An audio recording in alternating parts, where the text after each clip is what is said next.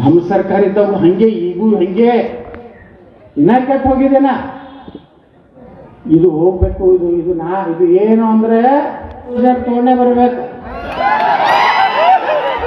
ನಾ ಏನಾರು ಮುಖ್ಯಮಂತ್ರಿ ಆದ್ರೆ 1,000 ಬುಲ್ಡೋಸರ್ JCB ಆರ್ಡರ್ ಮಾಡ್ತೀನಿ. ಒಂದು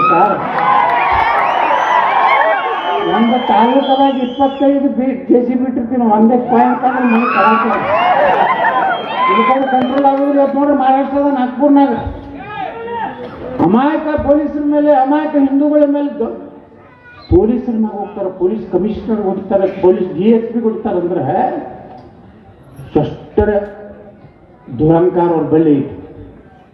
ಇದನ್ನೆಲ್ಲ ನಾವು ಅರ್ಥ ಮಾಡ್ಕೋಬೇಕು. ಬರೀ ಮುಖ್ಯಮಂತ್ರಿ ಆಗೋದು ಡ್ಯೂಟಿ ಮಾಡಬೇಕಲ್ಲ. ಇವತ್ತೇನು ಹೇಳ್ಯಾರ ನೋಡಿ ಯೋಗಿ ಆದಿತ್ಯನಾಥ್, ಭ್ರಷ್ಟಾಚಾರ ಮಾಡಿದ್ರೆ ಮುಂದೆ ಕುಟುಂಬದಾಗ ಮುಂದೆ ಎಂದೂ ನೌಕರಿ ಸಿಗುದಿಲ್ಲ ನಂಗೆ ಮಾಡ್ತೀನಿ. ಇದು ನಮ್ಮ ದೇಶ ಉಳಿದಿಲ್ಲ. ಪೊಲೀಸರು ಅನ್ನಿಸ್ತಿರ್ತಾರೆ ಪಾಪ ನಮ್ಮ ಮುಂದೆ ಹೇಳ್ತಿರ್ತಾರೆ ಏನು ಮಾಡೋದು ಸರ್ ಇಂಥ ಸರ್ಕಾರವು ಏನೋ.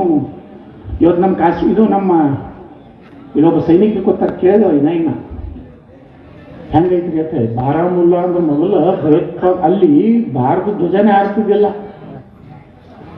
ಸೈನಿಕರ ಮ್ಯಾಗ ಕಲ್ಲು ಹೋಗಿತ್ತಿದ್ರು. 500 ರೂಪಾಯಿ ಪಗಾರ ಕೊಡ್ತಿದ್ರು ಕಲ್ಲು ಹೋಗಿಲ್ಲ. ಸೈನಿಕರ ಕಾಯಿಗೆ AK-47 ಇರ್ತಿತ್ತು.